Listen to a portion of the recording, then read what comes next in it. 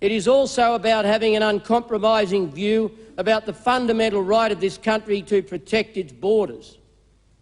It's about this nation saying to the world, we are a generous, open-hearted people, taking more refugees on a per capita basis than any nation except Canada. We have a proud record of welcoming people from 140 different nations. But we will decide who comes to this country and the circumstances in which they come. I do want to see the National Disability Insurance Scheme be a truly national scheme. I think the momentum is with us now to get this as a national scheme, and I'll keep talking to the premiers of Queensland and Western Australia and, of course, the Chief Minister in the Northern Territory. And a lot of discussions are happening between officials as well to try and get agreement around the nation.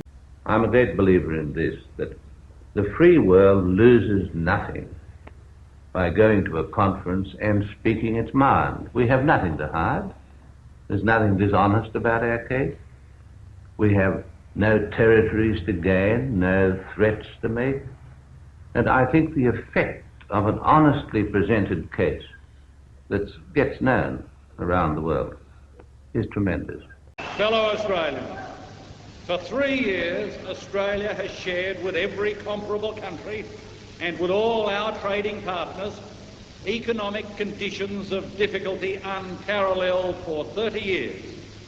But of all these nations, Australia alone has had to deal with deliberate disruption of efforts towards economic recovery by a political combination determined to destroy the elected government at all costs. Mr Speaker, governments can wait for opinion to force their hand, or they can lead. They can wait for the world to change and respond as necessity demands, or they can see the way the world is going and point the way. We're approaching the 21st century and the centenary of our nationhood. As never before, we are making our own way in our region and in the world. For us, the world is going, and we are going, in a way which makes our having the British monarch as our head of state increasingly anomalous. This moon landing will begin a new era in space science and technology, and it demonstrates in the most dramatic way what man can do by the application of advanced technology for peaceful uses.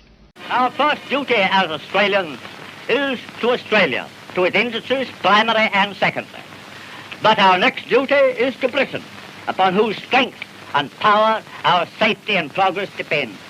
I now look forward to forming a government that is competent, that is trustworthy, and which purposefully and steadfastly and methodically sets about delivering on our commitments to you, the Australian people.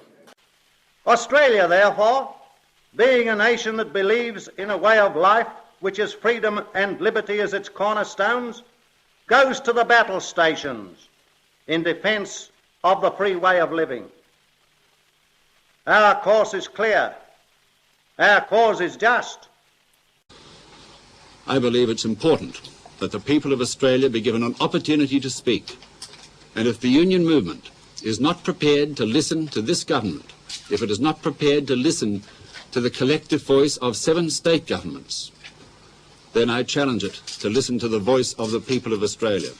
That you have an admiring friend, a staunch friend, that will be all the way with LBJ. We apologise for the laws and policies of successive parliaments and governments that have inflicted profound grief, suffering and loss on these our fellow Australians. We apologise especially for the removal of Aboriginal and Torres Strait Islander children from their families. That policy the government affirms will promote peace in industry and continuity of employment, and will assure the highest wages and best conditions that industry can provide. It is true that all these things that I have mentioned go to shape the Australian character and to define the Australian identity. Yet, beyond them, there remains one vital factor in the answer to the question, who is an Australian? and that factor is a commitment to Australia and to its future.